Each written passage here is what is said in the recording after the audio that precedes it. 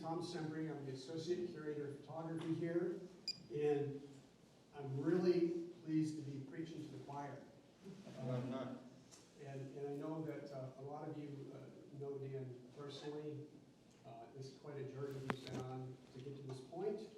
And those who don't, you're in for a treat because he's an exceptional artist and individual.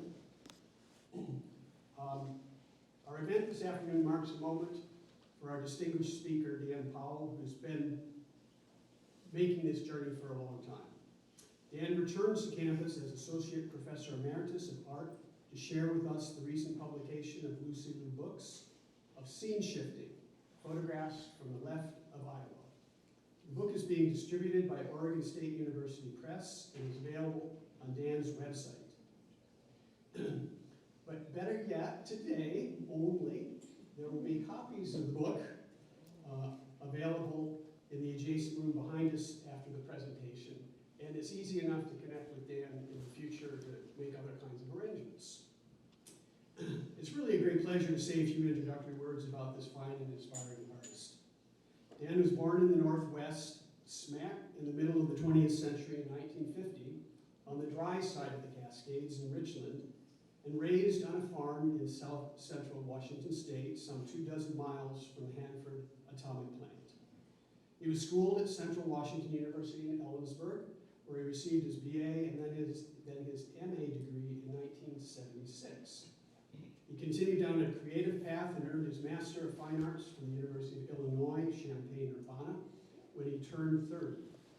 Immediately, he was hired by the art department at the University of Northern Iowa and taught there from 1980 to 1987, until he landed back in the region here at the University of Oregon, teaching then a generation of students until his retirement in 2015.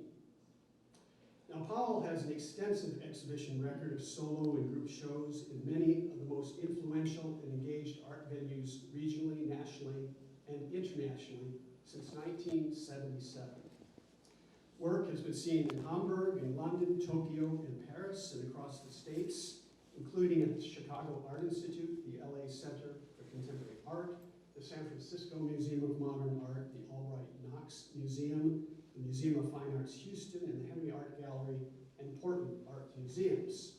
Additionally, shows in commercial and non-profit spaces includes Light Gallery New York, Lightwork in Syracuse, San Francisco Camera Work, the Friends of Photography, Gail Gibson Gallery, the Silver Image Gallery, Equivalence and Closer to Home, Elizabeth Leach, and the Blue Sky Galleries in Portland.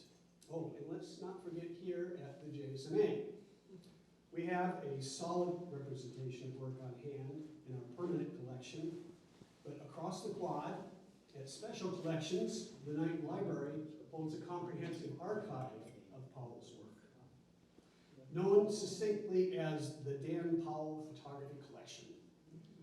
It consists primarily of large-sized original prints made by Powell between 1978 and 2012, and the raw metrics show that the whole requires 52 linear feet of shelving space arranged in 33 boxes and folders to keep it all organized.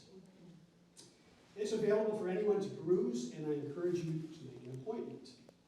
Having visited multiple times myself, much have I learned about the history of the medium for this work, and have experienced great satisfaction as a curator in being able to see firsthand his sweeping arc of creativity. In fact, I would be happy to speak extensively on his importance in the field today, but instead, it is our great good fortune to have the maker of those works here in the room. Not only will we have a chance to see a finely tuned distillation of some of Powell's best works, but we also have the artist himself as our guide. So please do welcome Dan Powell.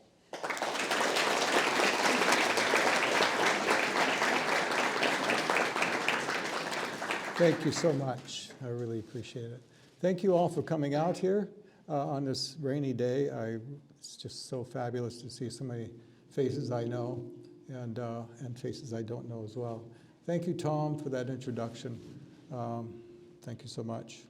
And I'd also like to thank, can you hear me okay, or too well? Can you hear me too well? Wow. I want to thank the museum as well for sponsoring me for this event and giving me a chance to talk about my book and my work in general. And in regards to the book, I'd like to thank Tom again for his help with that, and also David Paul Bales, who was incredibly helpful to me in making this book, and Craig Hickman, Kay Kruger, and so many other people, some of whom are in the audience. And among those at the very top of the list, I think, is Marlet Delabaugh. Thank you so much for your contributions of text and ordering and all that you did. So, okay, having thanked everyone in the world, I haven't been out of my cave in about a year, so I haven't got the slightest idea what I'm going to say, what's going to possibly come out of my mouth here. But I have all this stuff organized, but I probably will just abandon that. I am excited to talk about my work. I think before I talk about the book, I've come to realize that the book is a part of my life and a part of my life's work in photography and art. And so I must talk about some of that as well and contextualize this book. So I'm going to start out with my first influence in photography, which was that of street photography. And street photography comes with a very solid philosophy of its own. And it also is simply a practice of, in a sense, being on the street or photographing from the hip, if you will. It was my first love in photography, as it was so many photographers, I think. I'm not alone in saying that, but I mean, the epic work that went on during that wonderful, lovely period in photography. Not that it's not now, but it certainly was then, when you had heroes like Gary Winogrand and Friedlander and way before them, Cartier-Bresson, and not to mention the great and wonderful Robert Frank and the Americans, and so many others, so many wonderful, amazing influences. But I was very taken with that movement, that way of seeing the world. It is a kind of philosophy, a kind of finding a poetry in the surroundings, in your surroundings, if you will, whatever that poetry might be about for you. But it has to do with responding very quickly to what's around you. And so it's the use of a 35 millimeter camera where you have 36 exposures and you're able to respond very, very quickly. The camera is simply an extension of your eye, an extension of your hand, if you will. It becomes a part of you. You carry your camera everywhere, all of that stuff. And so I liked it so much that I spent my last dollar on a Leica, which probably also a lot of other photographers did, I suppose, just because it was pretty much the state-of-the-art camera for doing any kind of street work, because it was so fast and so sharp and so easily handled. Anyway, so the work that I'm showing you at first is street work that I did during the early to mid-'70s, and street work has been a part of my photography all my life. Whenever I've needed to utilize that as a tool, a process, I have availed myself of it. And I still have that Leica. But the work that you're looking at, this picture that you've been looking at for far too long now, is in 1983. This is a little later on. This is work that I did before the work I did in the landscape that I'm going to be showing you. But Tom gave a little bit of timeline, but I grew up in a small valley on a farm, went to college in Washington, went to Illinois to graduate school, got a teaching job in Iowa. When I got that teaching job in Iowa, I took a leave of absence almost immediately. I don't know why I'm laughing at that. But I went to live with a friend of mine for 2 years in New York, and we traveled to Europe a couple of times for 2 months each time. Wonderful. And when I lived in New York in 1983 and 84, I spent a fair amount of time on Coney Island and photographing in Brooklyn and the environs there. I used to love to just go out on a Sunday afternoon in Brooklyn and just walk the streets and photograph what I saw. And so this is a picture from Coney Island, just to put that into context. Okay, finally, I think we can move on. This is a picture from one of those 2 trips, 1983 and 1985, where I went to Europe. So a lot of the street work I ended up doing, if you can call it that, was on these trips to Europe, because it's one of the wonderful things about teaching. What they say, June, July, and August are the 3 best things about teaching. Which I loved teaching all my life, but it is nice having those 3 months. So if you go to Europe or if you go traveling or whatever you do, you can do it for a couple of months. You know, it's a license to do that, and so we would indulge ourselves in that. So this is a picture from Idra in Greece on a ferry. What was I going to say about that?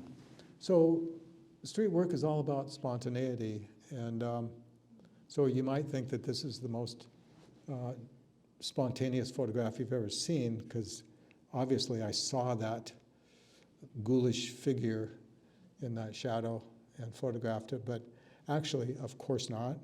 It was only seen on the contact sheet afterwards, and a lot of great street work reveals itself in a contact sheet. You know, you have lots of attempts with a 36 roll of film, and you shoot and you shoot and shoot, and then you go through and you see what you have, and sometimes you're surprised because the wonderful thing that you anticipated didn't happen, didn't pan out at all, but this other thing happened that just blows your socks off. So anyway, this is actually a clothesline. You can see a wire going horizontally across the frame, and it's just a shadow of a sheet hanging on a clothes wire.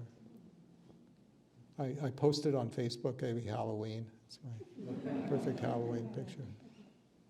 And this is seemingly the most touristy photograph you'll probably ever see, but there's something very remarkable in it on a kind of intellectual level, where you have this object of beauty, object of desire over here, this Greek temple and the Acropolis, and you have this camera pointed at it, and the person that has the camera is pointing out all the wonderful images that he's made of, or she has made of the Acropolis of this temple. But if you look closely, there's a holder, there's a rail that runs out from the lens, and a holder like this. So he puts one of those pictures in the holder and photographs the picture. So it's both the object of desire and the reproduction of that object of beauty that's photographed over and over and over again from another photograph. Walter Benjamin and the art of the age of mechanical reproduction. He would love this. So I find that kind of fascinating. This is in Brussels, Belgium. I always liked, the ones that I liked the most, I think, were when photography sort of does something, certainly, that you don't expect, and oftentimes it's about framing and what you leave out of the picture, certainly, that contributes to what's in the picture and makes it happen in some way or another. And this, I've never known where this is. I had it labeled once, but I thought it was on the Lido in Venice, but then I discovered that it couldn't possibly be because it was on the wrong, it was between some other frames that wouldn't allow that to be the case. So it's some beach in Europe.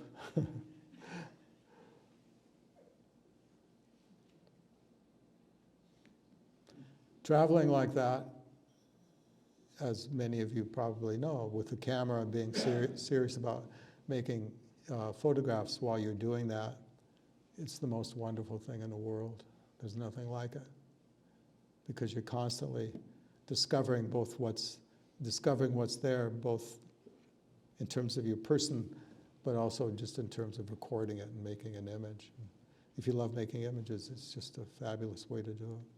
This is a contemporary man communing with his ancestors here.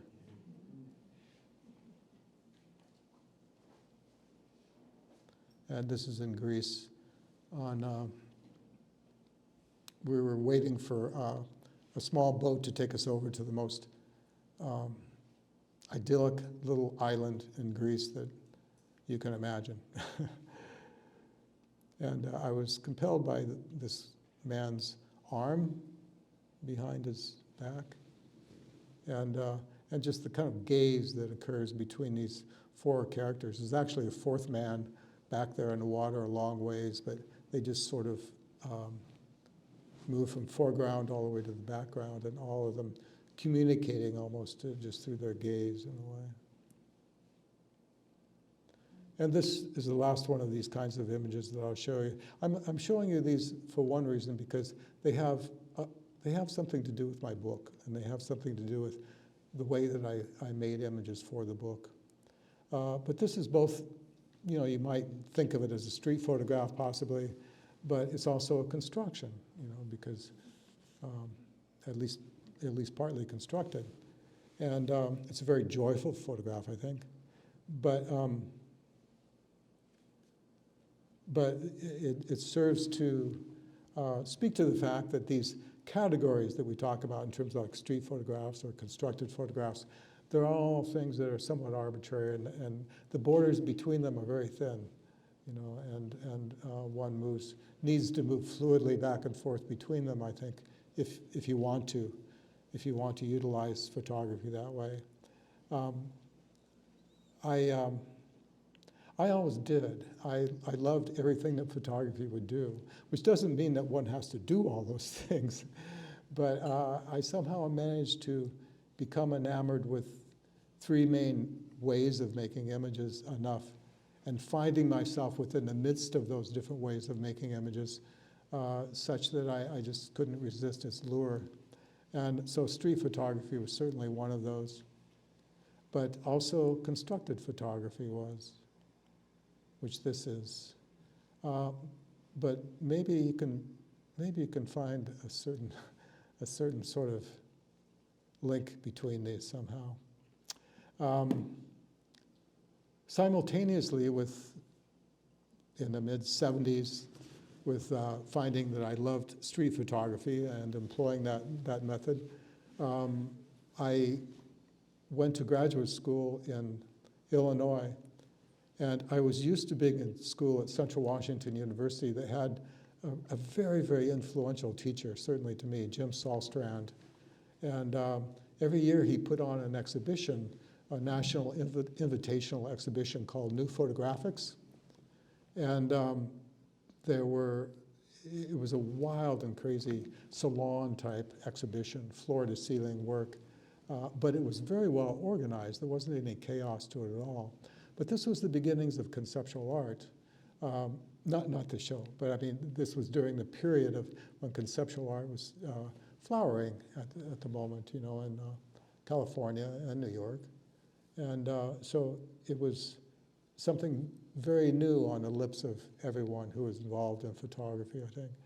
So this exhibition, New Photographics, was filled with this incredible work from people that were very prominent in the medium.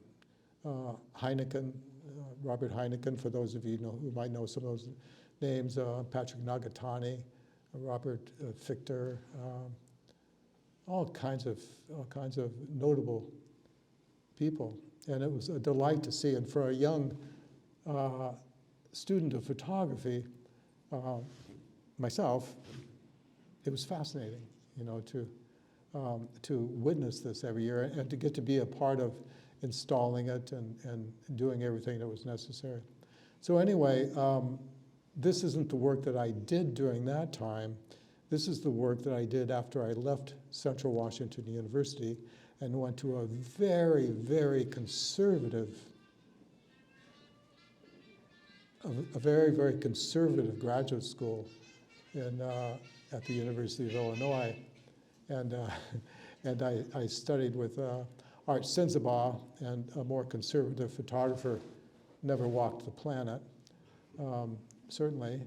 And so my reaction to that conservatism after being in such a liberal school was to be even more liberal, I guess, in my work, and to do some wild and crazy stuff, or to continue to doing that, I guess.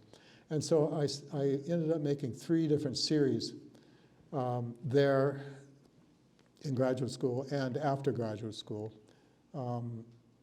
starting with the flowchart series, with the wall complex series, which you're seeing here. It had a lot to do with painting and drawing, and it was utilizing black and white photography. They were kind of large for the period, which is kind of small for this period. They were like 18 by 18 inches. And I would print these things out and make marks on the negatives, scratch on negatives, and use hand color, pencil and whatnot on the surface of the print itself. And that led to the flowchart series, which you're looking at here, one image from the flowchart series. I'm going to read just a little bit about that. I'm just going to read some words. A seamless display of information, a borderless gathering, explosion of various semiotic signs, a gathering of unlike signifiers. I would look for pieces of language, essentially, dumpster diving, anywhere I could find materials. This was the age when computers were just starting, and you had these these piles of sprocket-driven computer readouts everywhere, you know.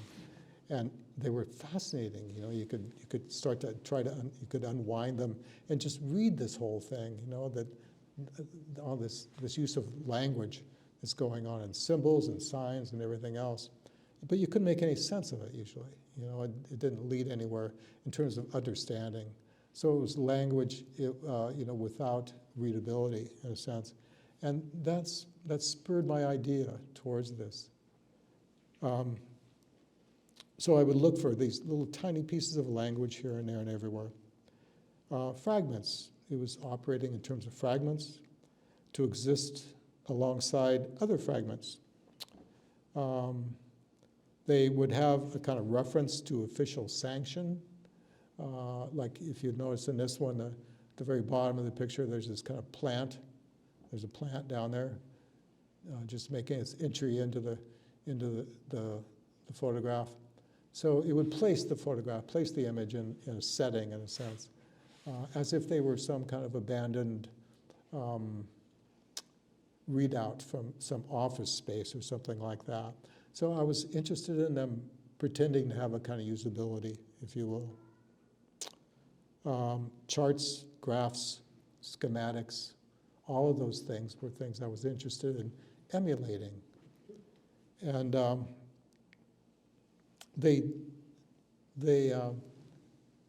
quickly took the form of a kind of Tower of Babel sort of thing, where you could see all the markings, and you can't see the details in slides like this. They'd lose most of the details, but all kinds of little markings and things there, little codes that I put in and whatnot. And so it was always interesting to watch people look at them, because they would look at them for a long time, because they had to read them, you know, because they'd have a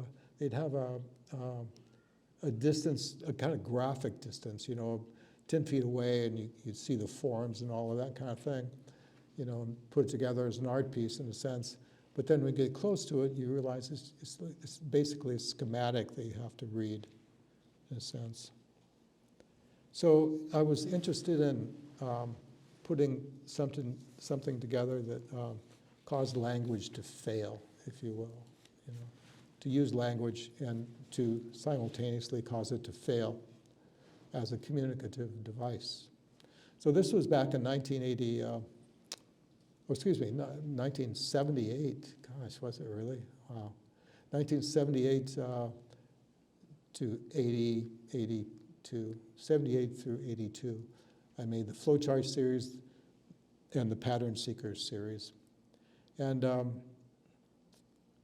I had a lot of luck with this work, a lot of good fortune, not luck, I should say.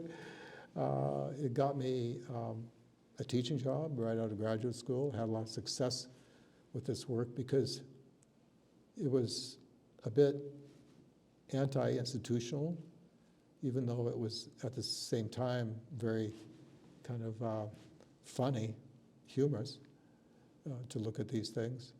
But there was also very much a kind of serious element to it, this kind of confusion of language. In my book, Keith F. Davis, celebrated writer, curator, author,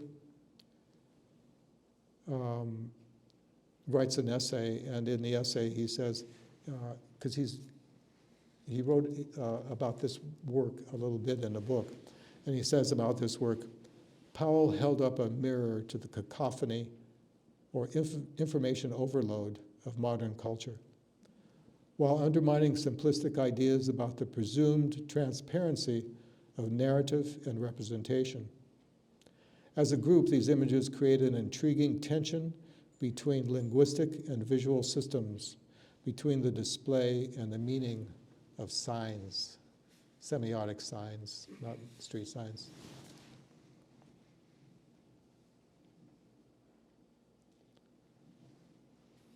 So this was a whole period that I worked with constructed imagery, and I brought this one just to show you that I actually did make some color photographs. I hated making color photographs. It was the most ridiculous process I've ever imagined.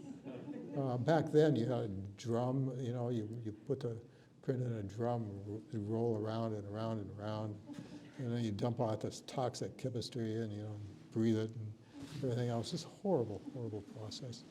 So I didn't do it for very long, but this was called the Letter Series. And the interesting thing about this work was that it had writing on the big white surface on the right there that you see. So all of this work acted both as an image and a palette and a canvas in a way.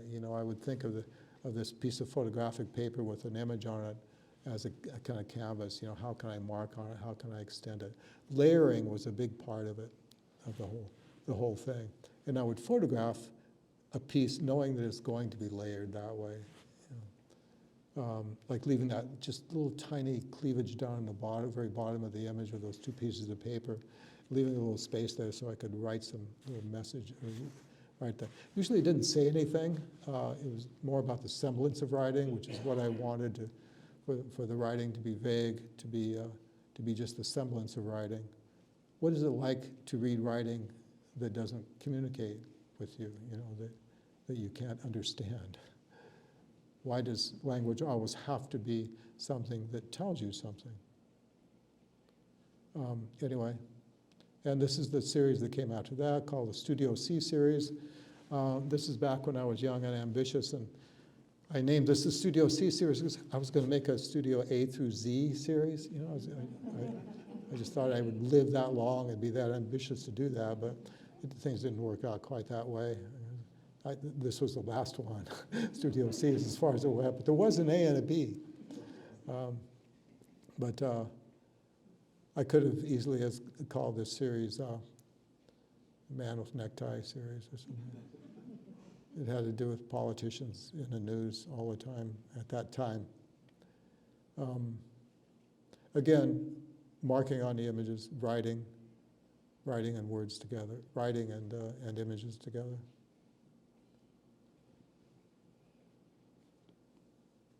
And this is a series called, oh geez, really? Chart of Brief Forms. And it was a long, long series that I made.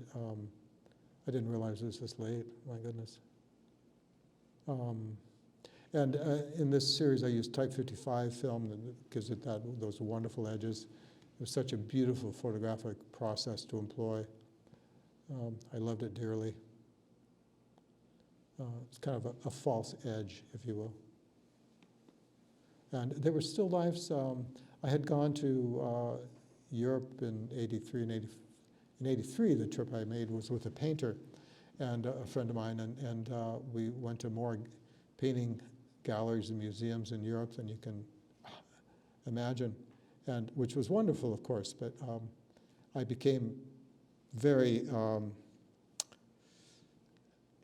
involved in the whole still life genre, I guess, and used that, in my work thereafter. My work became much more conservative after I started using the view camera, started using Type 55 film, and after I had traveled to Europe with this painter whose influence on me was a formal one, absolutely formal. And so my work became more formal. It's funny how it's hard to keep track of yourself sometimes as an artist, Interesting that way. Okay, the last of the constructed work that I'll show you is The Long Leap Forward. This is about 10 years later, I guess, in 98 to 2001 or 2. And this is called this is the kind of frontispiece, I guess I would call it, to the Keeping of Record series. And in this piece, it's just, again, it's about language. Actually, this series, I've just kind of recently realized, I think, that this work has much more to do with the flowchart series than I had ever known before, because it still is trying to mute language. It's still using language and trying to keep the readability at bay, to try to portray language as an object, if you will. And so this is just a grid of 9 images made with a Holga camera, each image made separately with a Holga camera, and then the negatives were put together in this grid and then projected from an 8x10 projector or enlarger to make a print about this big, something like that.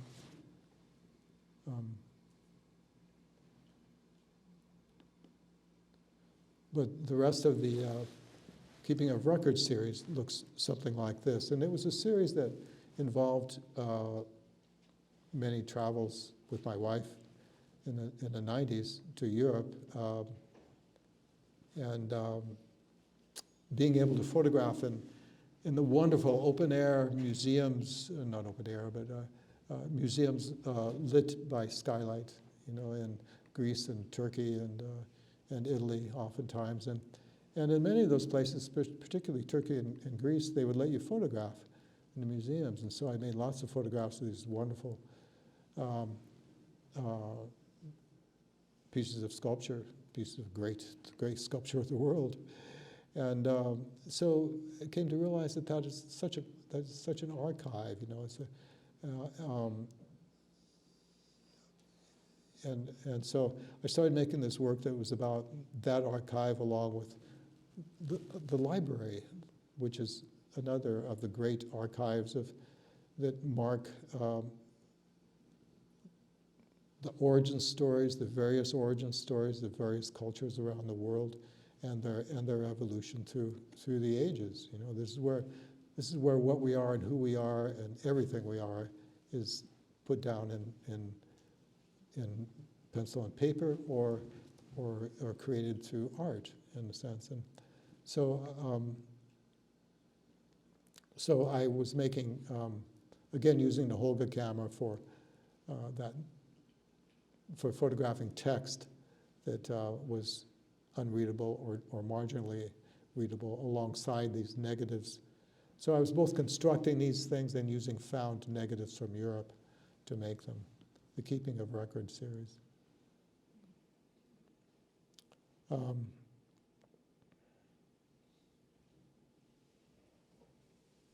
Somehow except they did, where the flowchart series expressed those kinds of ideas where they're all meshed in together, and maybe more successfully in that way, I don't know.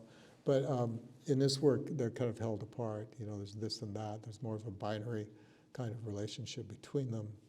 But somehow, numbers and figures, statistics on one hand and angels on the other made a certain kind of sense to me.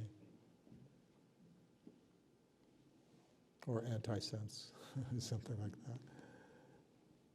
that. And here, absolute hubris meets the physical counterpart.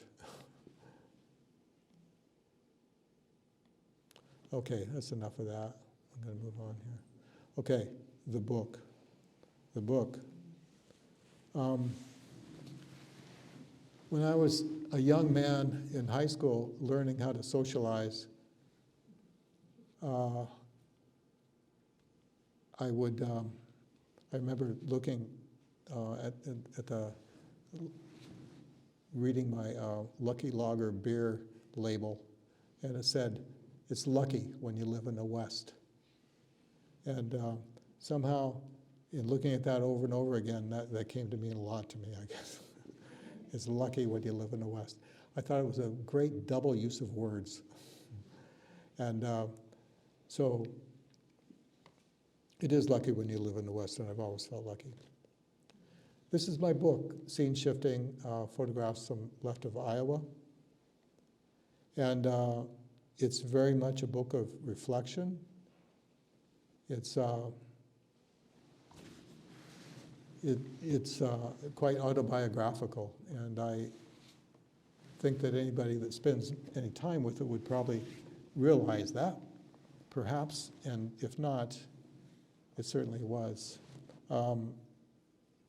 There are three things in my essay in the book that I speak of as influences, and one is having grown up in this valley, this agricultural valley in south central Washington that's been reclaimed from the desert. And it was all sagebrush at one point, and irrigation projects at the turn of the 20th century changed a lot of that into this really amazing agricultural valley. And so it was always just a mix of crops and sagebrush.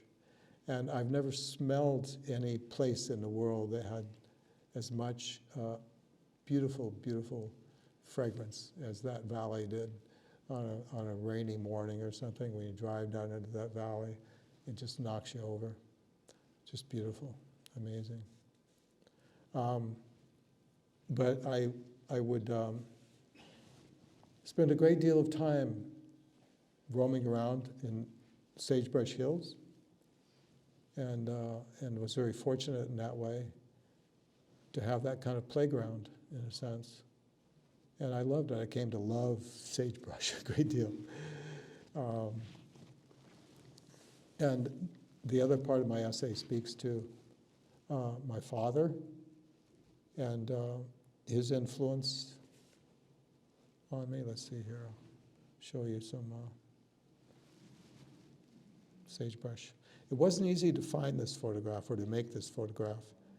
I got it into my mind to make one of the, to make an image on a negative that is just all sagebrush. And it took me a long time to actually find it, because there's always a little bit of sky cropping in or something else, you know. To find a carpet like this was amazing, hard to find. In the book, I use 3 different formats, and one was an 8x10 view camera. This is made with an 8x10 view camera. And another was a 4x5 view camera. And the third was what's called a Brooks Very Wide camera. And it was just simply a 6x9 centimeter negative on roll film, and expansive, and still a big negative, but nothing like these. So the 8x10 was a big, big object to carry around. So you didn't carry it very far, or I didn't anyway. And the tripod was worse than the camera itself. I have pictures of those at the very end, I'll show you. But, this is an absolute moonscape close to where I grew up, not too far, close to Ellensburg, Washington, actually, in Umptanum region, it's called. And this is in that same region. I found this valley that had sort of king-size sagebrush, and I actually made these portraits with my 8x10 view camera of this valley of the giant sage, if you will. But yeah, the 8x10 was so big, you just tended to shoot most things with it fairly close to the road. You know. If you had to go very far, you took the 4x5.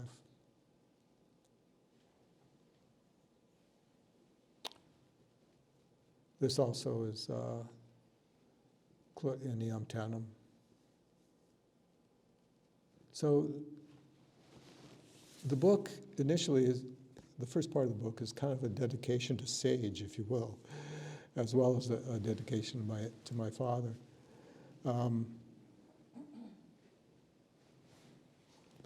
This book is a conversation between then and now. Really 3 points in time come to bear: my childhood in the sage country, my making these images some 25 years later, and then turning them into a book 40 years after that.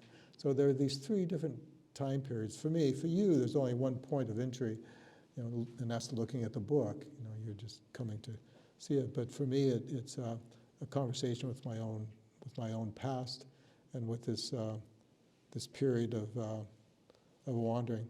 As Wordsworth said, the child is the father of the man. And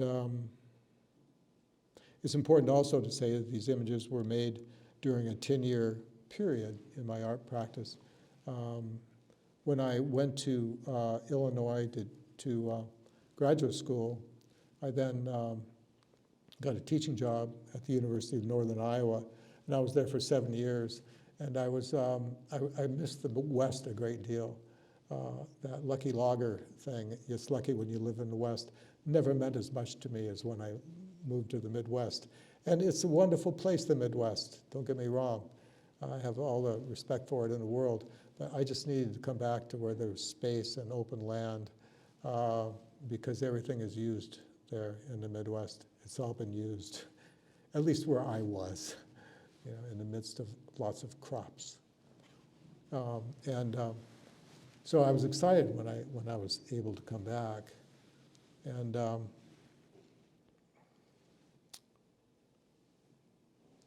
so I began making trips back west in the summers when I was teaching.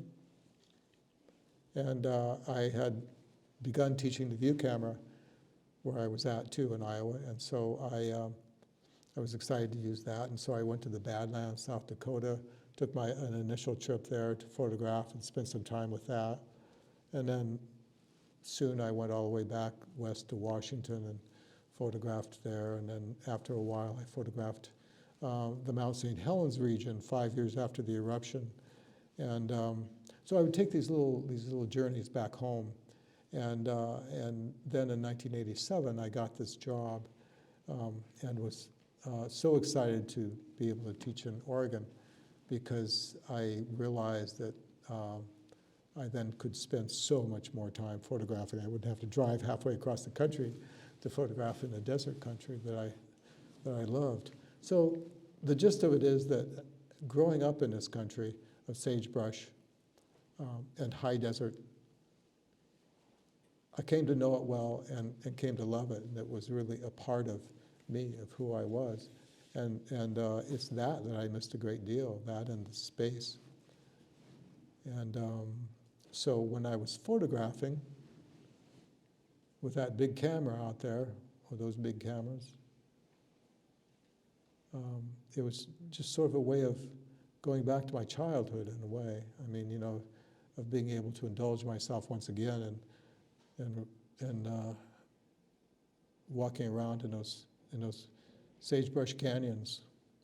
My girlfriend in high school and her father had sounds funny, but had this big giant wheat ranch and cattle ranch up in the Rattlesnake Mountains. That is one of the borders of the Rosa district where I grew up here.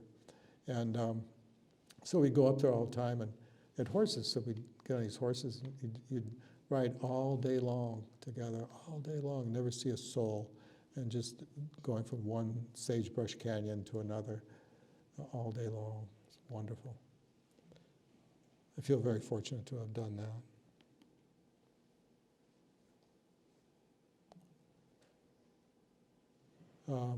So this is a picture of the Rosa standing on the south side as it's working its way into the Horseheaven Hills, beautiful Horseheaven Hills, looking out over the Rosa, and in the far off distance you can just kind of barely make out the Rattlesnake Mountains, Rattlesnake Hills, and to end that sort of idyllic vision, on the other side of the Rattlesnake Hills is the Hanford Atomic Plant. And so the third element in all of this is that. Sagebrush, my father. My father used to tell me and my brother wonderful stories when we were going to bed. I'll get to that in a second here. But Hanford was a big part of it.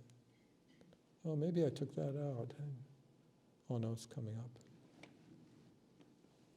This is my dad, my father.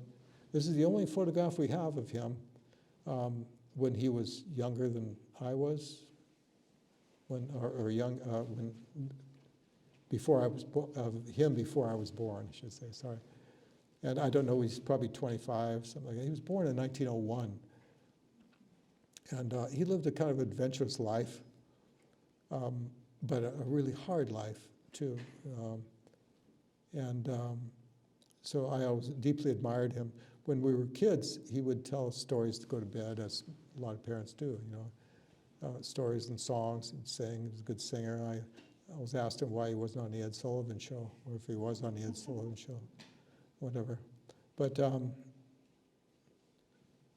his stories were exciting to me as a kid, and they made me crave adventure, even as a young boy. Like I want to be like my dad. I want to have those kinds of adventures. But as I say in my essay, there were no riverboats on the Rosa, and so I had to simply use the sagebrush as the source of adventure and wandering around out there in the hills, for day in and day out. And let's see, where was I here? Okay, so this is a picture, but he worked at Hanford, and he worked there for, about 15 years, I guess, when I was growing up. And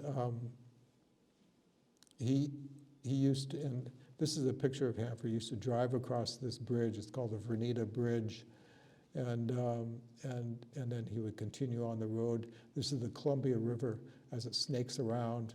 As it goes around that bend, it supports all of the Hanford Nuclear Reservation, which is way out there at the end that you can see. See those two peaks in the far distance out there? That's where Hanford is. This is the only picture I have of it. I just happen to have this one. It's an interesting thing to make a book about something that happened to you, basically your life, a long time ago. Speaking 40 years in the past through the images you have that you took at some point, and you're looking through these images and compiling a story about it. And so this is the story that I put together, and it certainly is, constitutes a kind of autobiography in a way. So my father worked there for years. He used to drive a simple job, drove a truck. And sometimes his duties included driving radioactive material. They used to hire him and other drivers, other people, to take radioactive material to Arco, Idaho, some distance away. So they had to have a carload of drivers follow the truck loaded with radioactive material.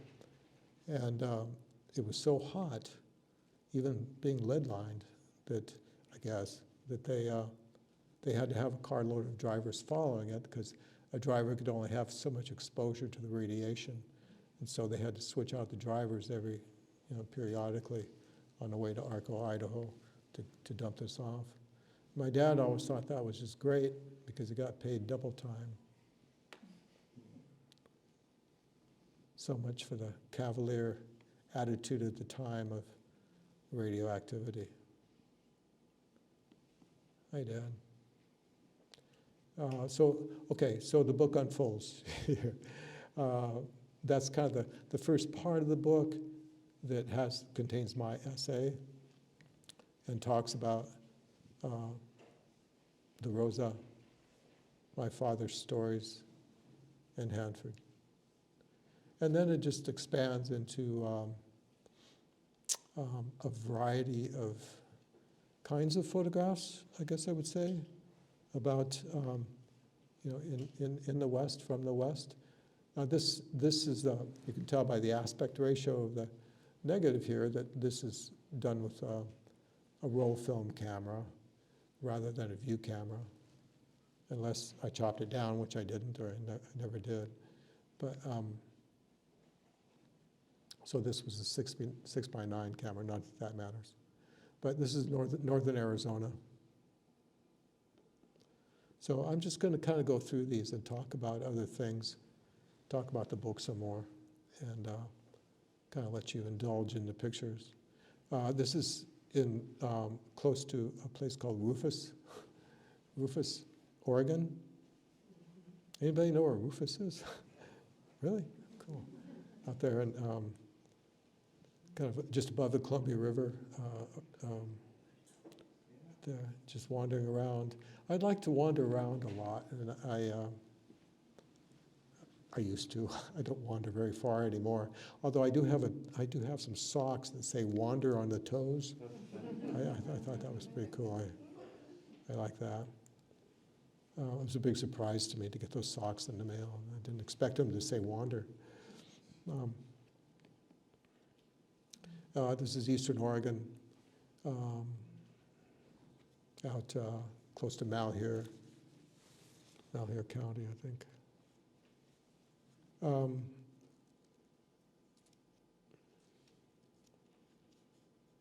Sagebrush, by the way, is interesting because it only grows in the West, and by some standards it can be thought of, by some measures it can be thought of as the kind of boundaries of the West, where you find sagebrush beginning kind of marks the beginning of the West, in a sense, because it doesn't grow in other parts of the country at all. It doesn't grow in other parts of the world at all. It's part of the genus Artemisia, and but there are like 200 to 400 different species within that genus. But actual sagebrush that exists in the West here only exists here. I thought that was pretty fascinating to find out. I didn't know that before.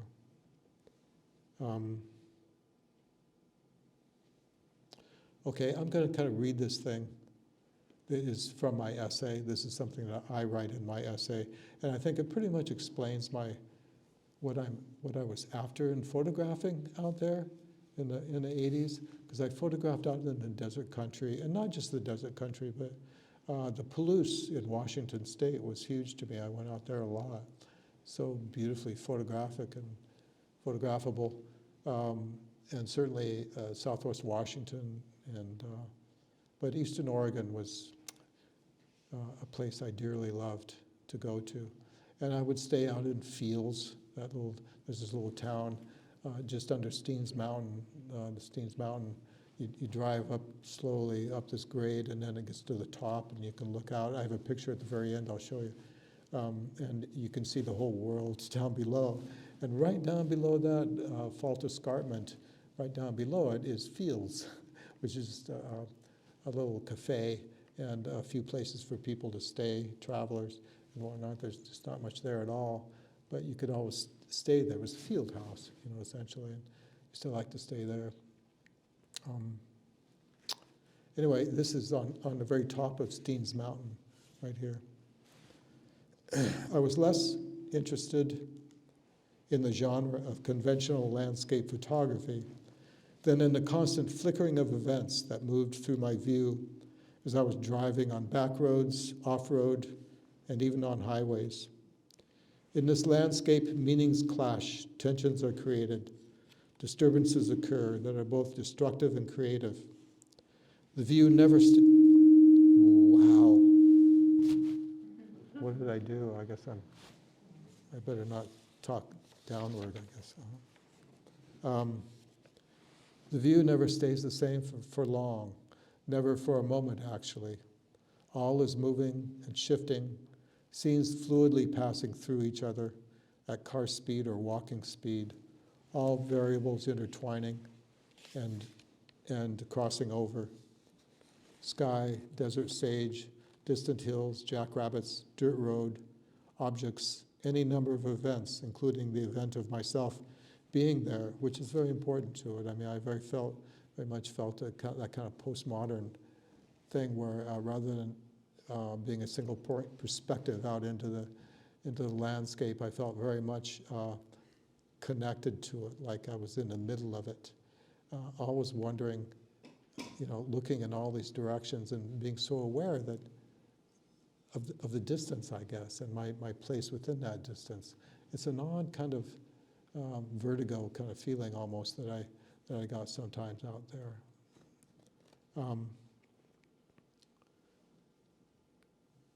It felt like watching a movie and simultaneously being in that movie. This manner of photographing amounted to an addictive search for visual harmony, for that thunderbolt of clarity I knew would eventually occur, and that might take a range of tonal shapes, from irony to grandeur, and from the harsh to the serene. Reflected in much of the work is an attention to the land as body, the way we use and occupy the land, the way a boat cuts through water, a road courses through a devastated landscape, a drainage pipe emerges from the land, a tire stuck in a crevice of rock. All possess an uncanny sense of both the medical and the erotic. I was exploring ways in which we occupy the land, how we colonize it. There is no easy divide between the land and our own image. What we do to the land, we do to ourselves. So it was those things that I wasn't looking for anything, and that was the delight of being out there. It's a vast, vast theater, and let's face it, there's not much out there. All those things that I said, jackrabbits, sagebrush, there just isn't much there. And so you're constantly kind of looking around and floating through it and waiting for things to combine in such a way that there's something that might constitute an image in your particular mind, and in terms of what you're thinking. So there was a lot of walking, a lot of hiking, but mostly I'd be out there on dirt roads, four-wheel drive, always lots of flat tires, and whatnot. But boy, it just goes on and on out there. It's beautiful. For a while, when I first started going out there, when I first moved here, just before I moved here actually, I bought this Jeep, this old 1957 Willys that you see up there. And it was so fun because I could just imagine myself, I was all excited about being able to spend more time out there, when I had this job. And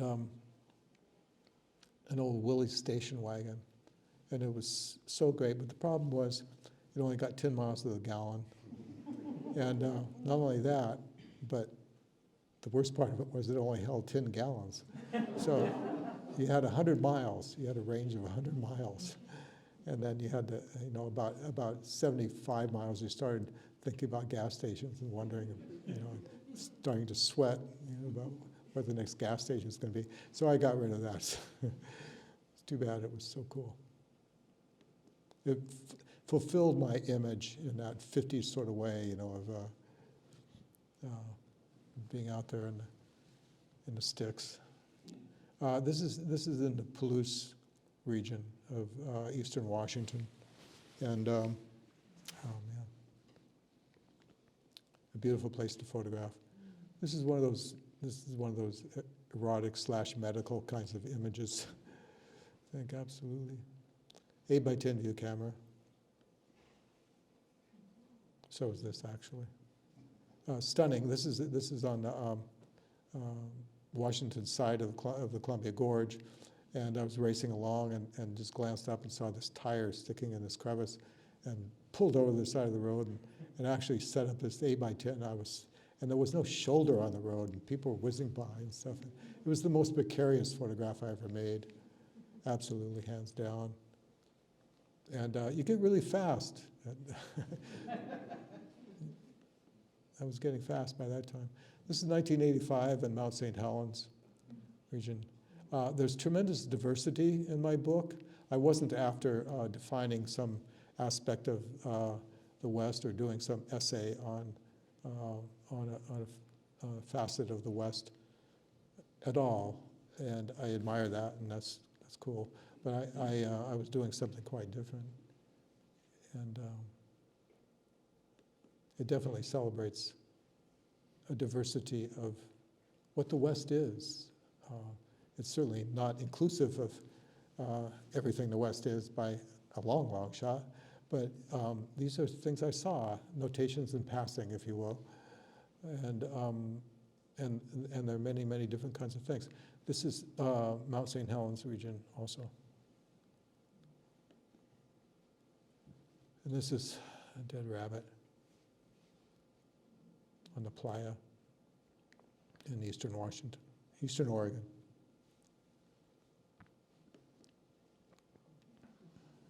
It goes with this one really well because of the same value range. This is in a cemetery in Virginia City, Nevada. This is where heaven is, I think. Grave marker. This person's got it all. This person had it all tracked out here. He knew where to park his cemetery stone.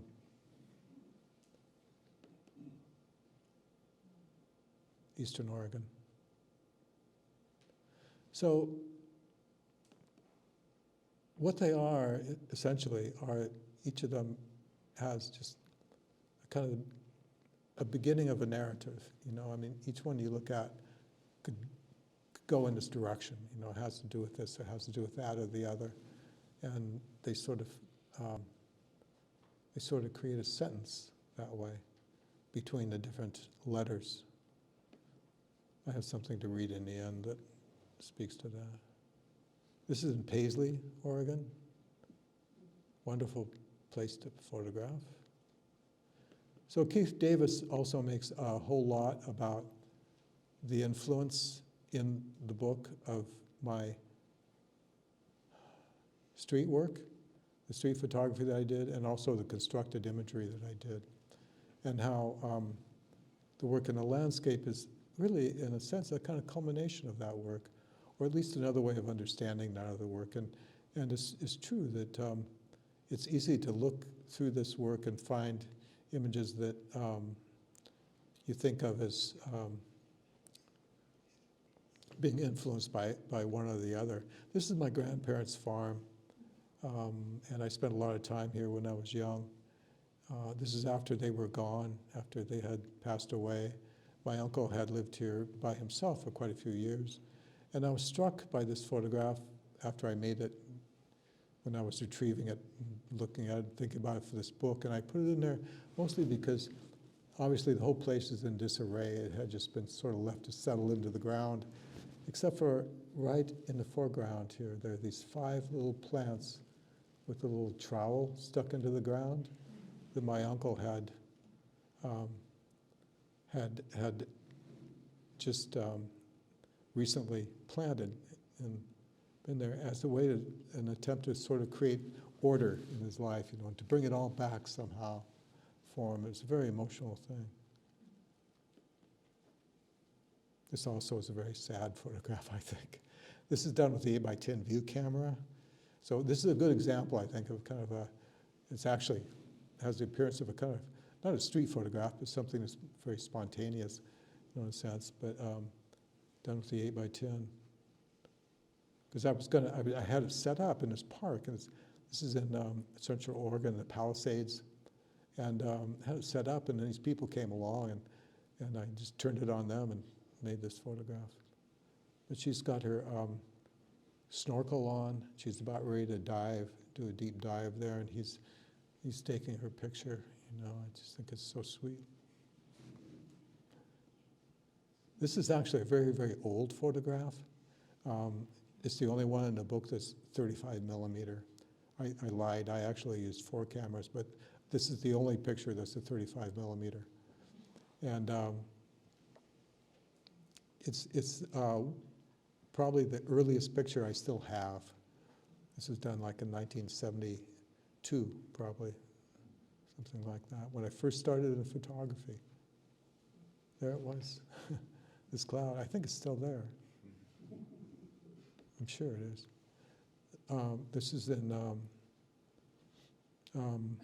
Utah, the, what do you call it? Yeah, right, that place. And this is in a little tiny town called Beatty, Nevada, just outside of Death Valley, just to the right of Death Valley a little ways. It was this kind of bizarre ritual kind of space that was there. These people had made it that. Some kind of series of concrete buildings, maybe mining associated, I don't know. But then people had come along and turned it into this kind of ritual space. And this is basically your Lou's Tavern, place you go to Lou's. We all need such a place, right? In Caldwell, Idaho. And this is also in Beatty, Nevada.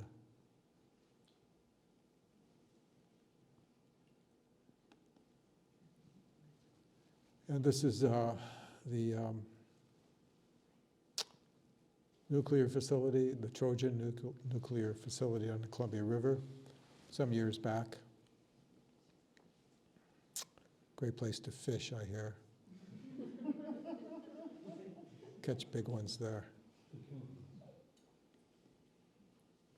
And the Palisades again. Gentle reminder, it's a very constructed image in a way.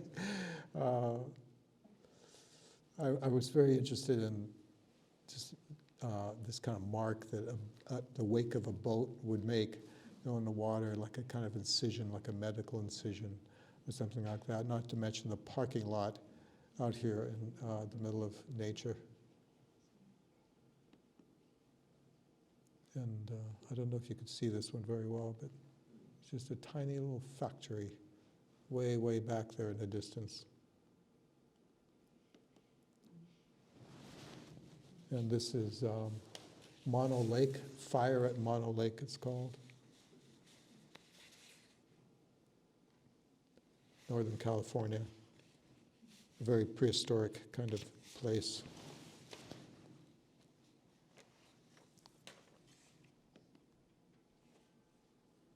Death Valley.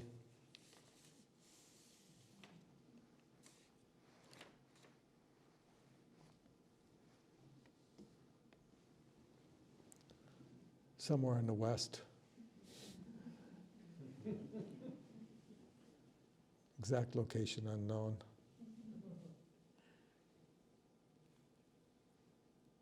And this is another contact sheet discovery I have to say, rather than that decisive moment thing.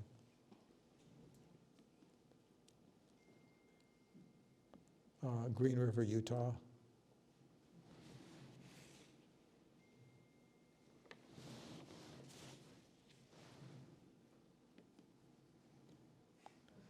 this is White Horse Hot Springs in Eastern Oregon. You know, Eastern Oregon, way out there, is so unpopulated that it's just magical out there. It's just incredible. And it's so unpopulated that they actually have the names of ranches, of some ranches on the map. If you look at a national map, you know, there are the names of White Horse ranches on the map. And northern Nevada and southern Oregon are the most unpopulated places in the world. So this is a wonderful hot springs. I used to love to go there, and every time I go out there, I try to go there. But you go around this bend, and all of a sudden you're there, and you don't know who's going to be there, you know, because most likely will be somebody else there, or there might be.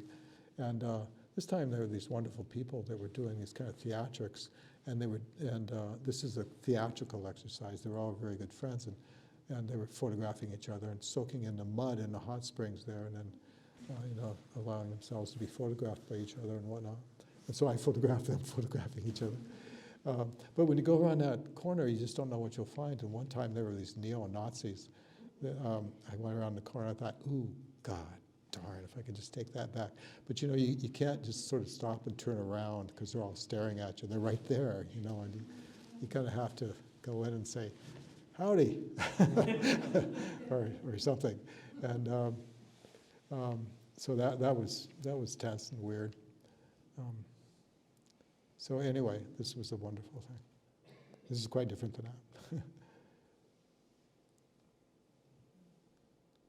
Southwestern Washington, close to where I grew up, actually.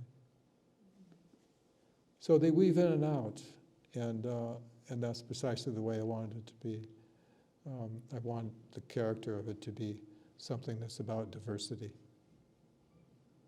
This is Wounded Knee Reservation on Wounded Knee Cemetery, excuse me. And these kids, I was just walking up the hill with my 4x5 over my back, and these kids came racing by me and asked if I'd take their picture, and I said, sure, I'd love to take your picture. So there they are. And then, ironically, I went on down the road towards the Badlands, because there's not very much distance between them, and there's this little town that you come to called Scenic, South Dakota. Maybe some of you have been there. I don't even know if this place is there yet still, but it's the Longhorn Saloon with a sign on it that says no Indians allowed. It's amazing that this was in 80, about 85, 83, 84, somewhere in there. And so the tension between these two pictures is interesting, I think. And so I pulled my camera out and was about to take the picture, and this guy walks out of the saloon and just sort of stands there just so I'd feel his presence, I guess. You know, so it allowed me to make him part of the picture. But I was appalled that that would still be there. This is my wife, Colleen, in the Trout Creek Mountains on one of our trips out there. Gazing, stargazing. And this is a picture of Steens Mountain, the last picture I'll show you, in a sense. And there's just a little man, it's a man standing on the very edge of Steens Mountain, looking out over the Alvord Desert and into oblivion beyond. So this is your reward for climbing those 30 or 40 miles of Steens Mountain down those little gravel roads. You get to the top and you get to just see long, long ways in the distance. Okay, quickly, this was my 8x10 view camera. And you can see the film holder here is 8x10 inches. So you can see it's pretty big. This is the exact one I had. Takahara. And this is a Wista 4x5 field camera. This is the 4x5 that I used, and I got really fast with it because you just keep it on a tripod, throw it in the back seat, even had the front tilted down a little bit to accommodate focus a little better and for landscape, and and just keep the dark cloth over the back of it and throw it in the back seat of the car, so I could just pull the car over and pull the whole thing out and set it up and I'm ready to go. And this is one of the big mistakes I ever made in my life was selling this. It was the greatest little camera. A Brooks Plowbill, Brooks Very Wide it's called, Brooks Very Wide. And it's nothing but a back with a very wide angle lens on the front. And it vignettes something terrible. And a few of the pictures that you saw me go through, you might have noticed some vignetting on the edges, some dark shadowing on the edges of the image. That was taken with the Plowbill. And extremely wide angle. In fact, this one has a finder on it. Mine didn't even have a finder. You just looked over it and took the picture. That suffices. They're so wide. Okay, and so I just have this last thing. Where is it? If you'd be ever so patient. And it's taken much longer than I thought. There is a thrownness to the book, if you will, to borrow a term from Heidegger, a kind of thrownness, where a new narrative might be hinted at with every turn of the page. It's not a book that concerns itself with sameness and order, focusing on a single aspect of the West, but rather one that celebrates wandering and celebrates discovery, in a sense. You find what you find because it's all there and much, much more. The idea, the orbit that contains all these narratives is the West. To equate the book to language theory, which of course I would do, the book is a chain of signifiers. One sign leads to another, never reaching a final signified. A narrative is opened with each image, but not fulfilled. Each image, like words in a sentence, contains traces of the images that came before, and their meaning is altered by those that come after. Everything is caught up and traced through by everything else. A flickering of meanings accrue, and I find myself in that flickering. That's what the desert was to me. Okay, that's it. You've done it.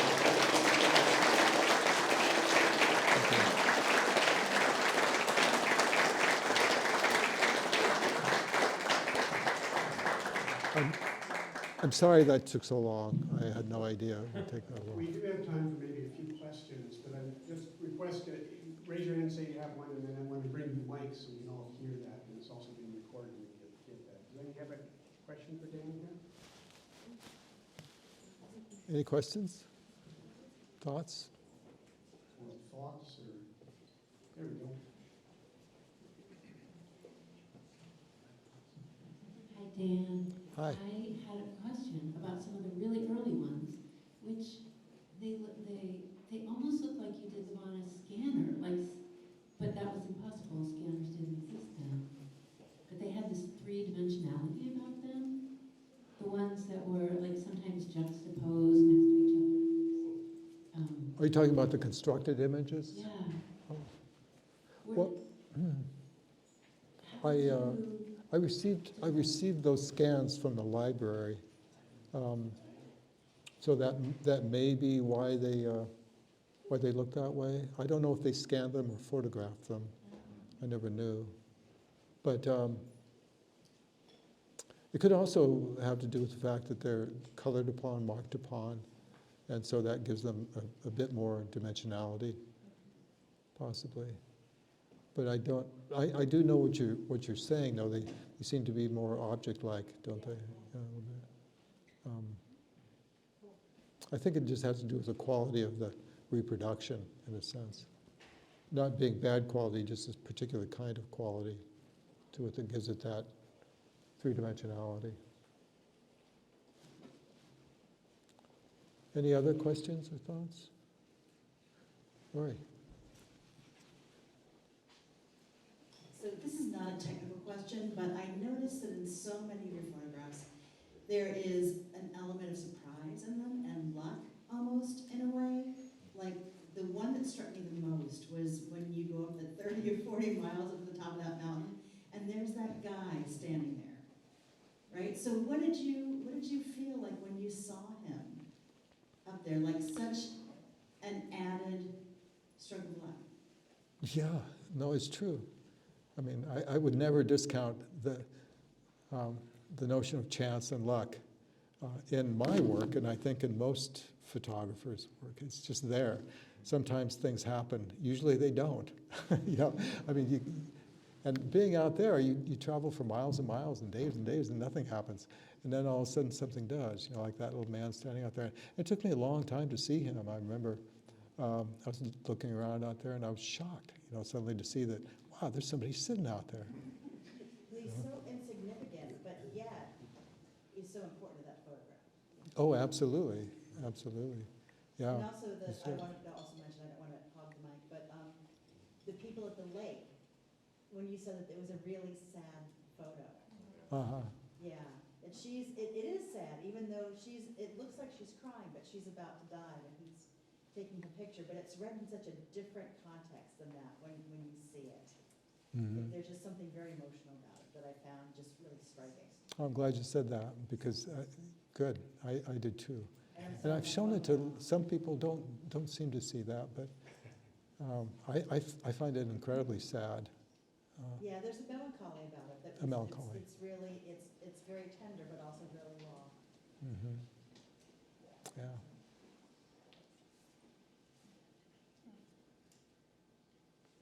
Yeah, chance is big. I was just going to say that I see running through a lot of the pictures and all through your life is a sense of irony. Like, you know, instead of the luck, I would say more ironicness in the picture, which makes them so startling. Uh-huh. Yeah, no, I've always been attracted to irony tremendously, and absolutely seek it. You know, give me some good solid irony, absolutely, and especially being out there and photographing. You know, it is so much about sameness for so long. You know, and when you do find something that, like seeing that tire in the crevice, I wouldn't have not taken that photograph for nothing. You know, I was going to get that. You know, if it was the last thing I ever did, because that is ironic. You know, so yeah, irony's big and chance is big, both of them. Yeah. I mean, basically, I wanted something that, you know, that lies outside of the ordinary constructedness that we carry with us constantly. You know, we expect certain things. We expect things to be a certain way, and what you have as a photographer, in a situation like that, you know, is the chance to go outside of that somewhere. You know, in a sense to find something that's not expected at all. Other thoughts? We've got time for one last question.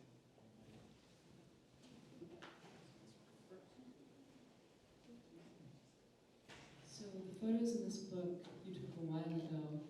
When you took them when you were younger, did you imagine putting them together and showing them in this way, or did it take a while for that, I don't know, that idea of this presentation, this book to come together?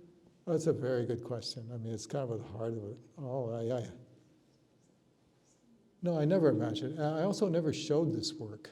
It was sort of I wasn't trying to keep it secret or anything. I just, I depended, my career depended mostly on the constructed work that I did, you know, and so shows I was in and whatnot were mostly about that work.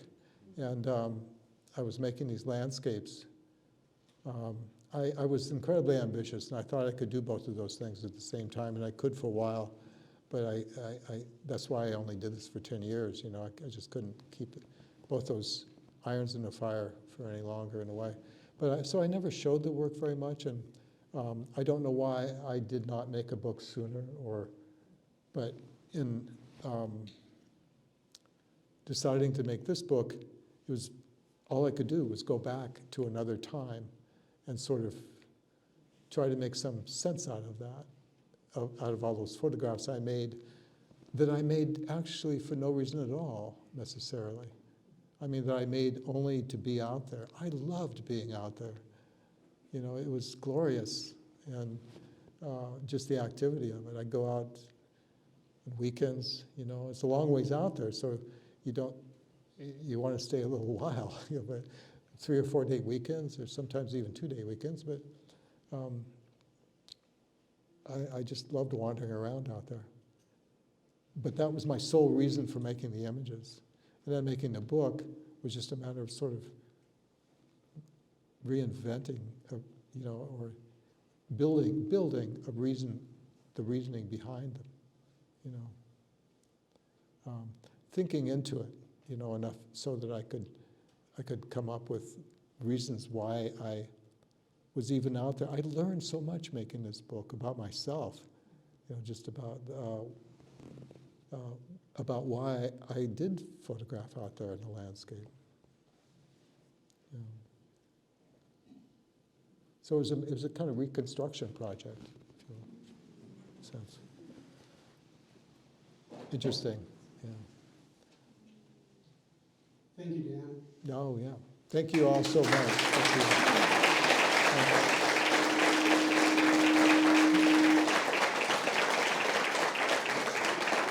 Thank you all for coming.